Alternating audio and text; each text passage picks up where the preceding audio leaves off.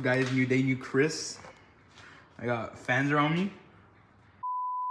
Yesterday, what we did was rethreaded this bolt, this one here. You guys did it. It was this one because it was stripped, like your mom. And after I had to rethread this hole where the flywheel goes because I messed it up using an impact to get it out. So I used a rethread. What is it called? A rethread tab? A rethread tab to rethread it. So now it's all good. And I cleaned it all around. And before I put the flywheel, I put some silicone around the rear wing seal. So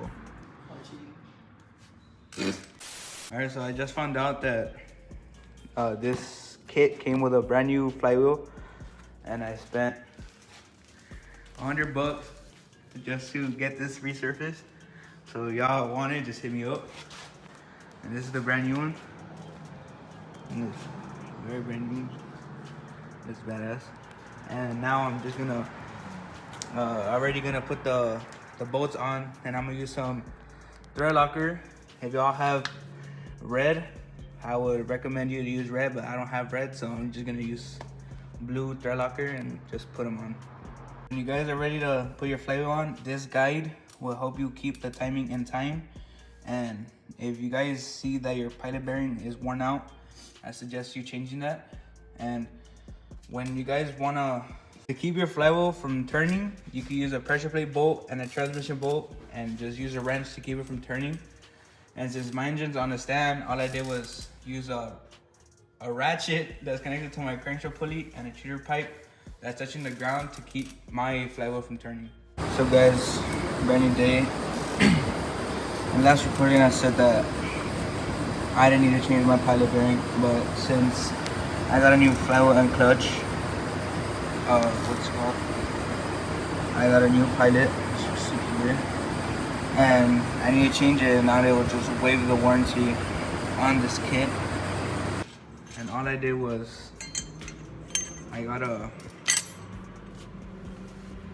rebar, and I forgot the word, and I just welded a bolt at the end. I just got a pipe big enough so I could pull out the pilot bearing, and all I did was put it towards the end so I could grab on, and while I'm pushing it out, it'll just like come off like how you just saw it. And now I'm just gonna install a new one. Now as I recorded once I'm doing the process. When you're gonna install the new one, just get a socket.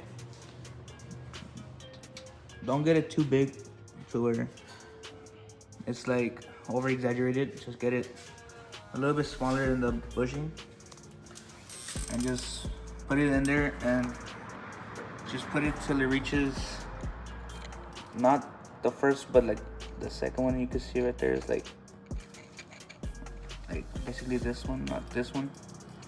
You get what I'm saying, but that's how far to put it, like to push it in. So right now I'm just gonna clean it and install the new bushing. I just finished installing the pilot bushing, and I pushed it in with a socket to where it needs to be. So now I'm gonna get ready to install the clutch and the pressure plate. So I got my flywheel cleaned up so I could put on the clutch. And even though my flywheel was brand new, it still had an oil film, so I had to clean it so it could be free from any oil or debris. And when you're putting on your clutch, you're gonna need a clutch guide, so you want it to be shaking your transmission into place when you're applying it. So I just finished installing my pressure plate, and like I mentioned in the other video, you have to stop your crankshaft pulley from rotating, so you can either have someone hold it in place or just did what I did. And I just went in a star pattern sequence and torqued them down to 30 foot-pounds. And just always keep your guide in there so you can keep it where it needs to be, your clutch. And this is all I'm gonna do today. So I'll catch you on the next one.